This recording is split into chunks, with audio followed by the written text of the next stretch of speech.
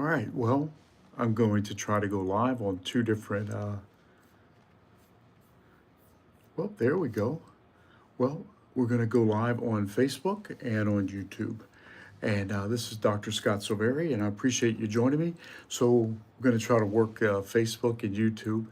But tonight I want to talk a bit. What I want to talk about is adolescence and that it's not biblical. What I want you to do is I want you to picture this: a 35-year-old man living in his parents' basement, crushing level 99 on his favorite game, while his life is actually sits paused on level 1. Y'all, I was a former chief of police and a SWAT commander, and I really need to talk about the culture of why it's important for boys to grow up into men. You know, what's happened is there's become this unbiblical posture of life, a phase that's called adolescence. It's just extended childhood. And really what I want to do, I want to talk to you about the urgency for that. So if you're tracking and you're here, drop a hey in the comments if you know somebody that needs to hear this about breaking free from adolescence. You know, First Corinthians 13:11 tells us, Paul says, and it was actually something that really kind of rocked my world when I first heard it, both as a cop and now as a pastor. But you know, Paul writes, when I was a child, I spoke as a child. I thought like a child. I even reasoned like a child. When I became a man, I gave up those childish ways. And you know, that's important for us to understand, because let me share something with you that'll blow your mind. And I want you to give me a quick thumbs up if you're ready for this. But during my years of running SWAT operations, I noticed something that perfectly illustrates what's happening in our society. You see, it was 3 a.m. when lives were on the line. This happened regularly. And you know what we needed? We needed men. We didn't need boys. You see, we didn't need boys with badges. The difference: real men give up their childish ways. They step up, they take responsibility. Now, look, if you agree with me and you're tracking, drop me a fist bump in the comments if you're tracking with me. And look, I get it. And I hear people, moms, a lot of times ask, well, what's wrong with video games? I have nothing against my son doing that. Well, I'll tell you, inherently, nothing's wrong with video games. But the question that I want to ask you, the real question you've got to ask yourself, is it recreation or is it regression? And I need you to think about that. There's nothing wrong with doing something to decompress and something that you enjoy. But are you doing this for recreation, or is it creating regression in your life, meaning it's keeping you from moving forward? You know, there's just too many boys that should be men that are living their lives on the couch. They're not working, they're not learning. And look, here's what's wild, and I want you to share this stream if it hits home with you. Our culture has created this extended period of adolescence. And look, if you're stuck in this period, then God bless you. But you know what? There's an answer to it. But this is what happens, you see. There's literally 30-year-olds who still can't make basic life decisions. Men who choose fantasy football over family leadership. And guys who know more about gaming strategies than financial planning. Like, this is not acceptable. It is not okay to continue to be a 30, 40-year-old man as a child. And look, I hear what some of the moms are concerned about, and I agree with your concerns over your sons. I mean, we've got sons, but this is what we're talking about. Now, I want to be clear. This is not about shaming anybody. This is about freedom. And let me give you a couple very practical steps to break free from this culture of extended adolescence. Because look, the truth is, we've got to grow up. Boys have got to grow into men. Adolescence is not biblical. Now, I'll tell you, we're going to start off with a personal story. And you see, first, you need to start making decisions based on responsibility, not on convenience. Like, let me share something personal. When I was at a crossroads in my early career, I was a young cop, and man, I had a regular paycheck for the first time in my life, and I'd saved up my money. I wanted a motorcycle. I wanted this motorcycle so bad. And you know what? I saved up the down payment, and I had enough money to put a couple of payments down and get all the leather and the helmets and everything. But in that same week, a rookie police officer married with a family, the officer became sick and had to miss work. And all of a sudden, their family was struggling to pay the bills, pay their medical bills. And you know what? At that moment, it hit me. Like I had to choose between what I wanted and what I was called to do. And you know what I did? And it wasn't easy, but I gave that down payment to that family and I did it anonymously. And I'll tell you the truth, it hurt.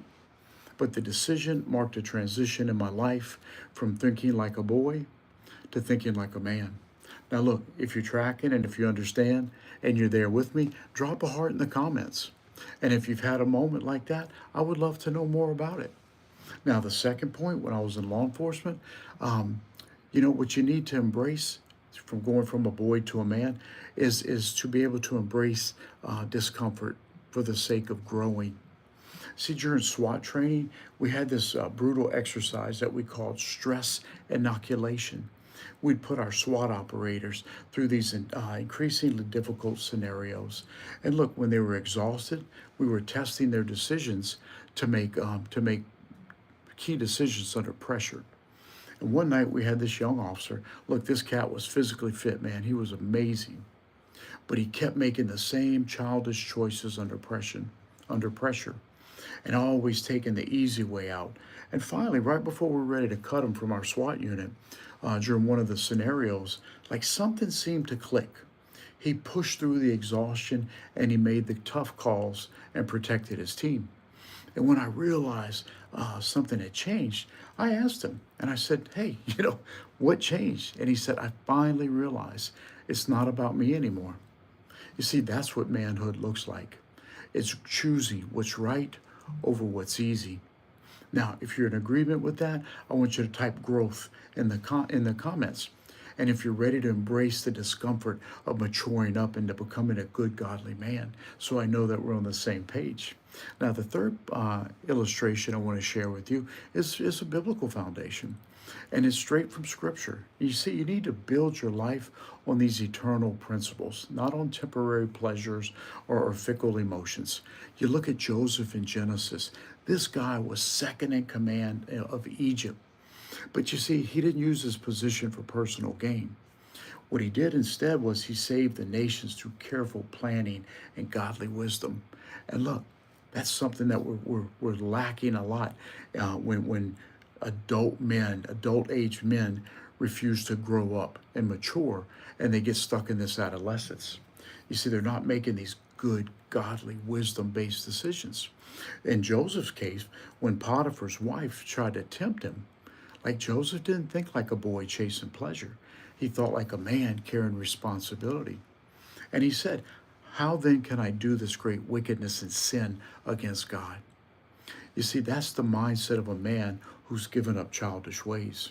And look, it's a biblical truth. Maturity is not measured by your age or your income or your status.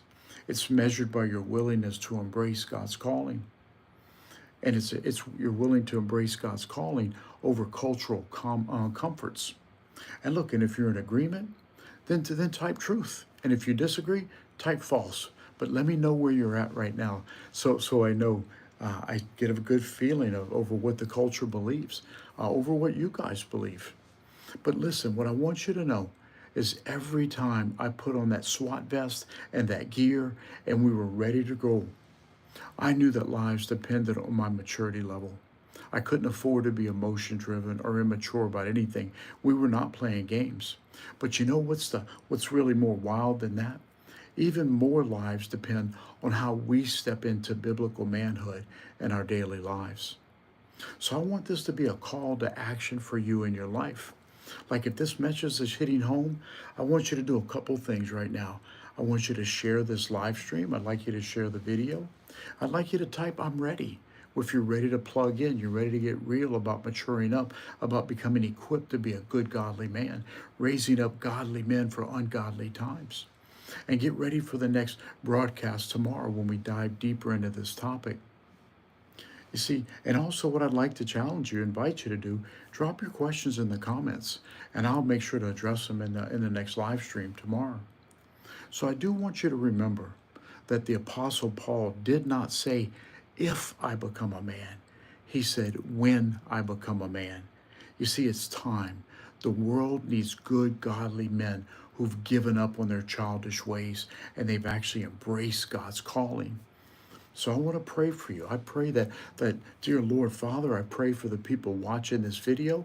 I pray for the men on the other side of the screen. I don't know them by name, but I know them by situation because I've been there before. And I pray, Lord, that you will bless these men, that you will raise them up to be good, powerful brothers, good, powerful, godly men for ungodly times.